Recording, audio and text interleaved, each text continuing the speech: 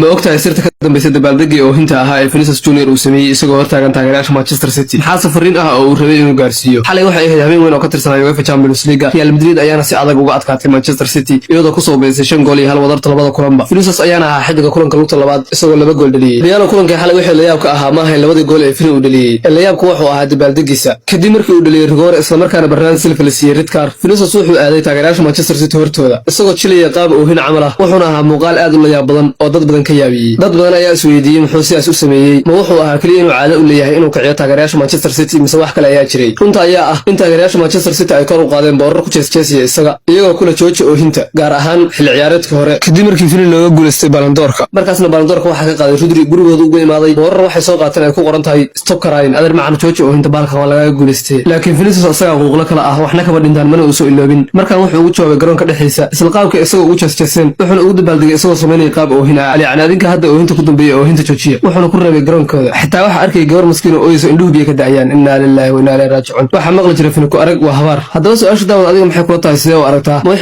jawaab iska caadi ah mise wax xad dhaaf ah oo kicina oo Vinicius xiiso ka dareeyay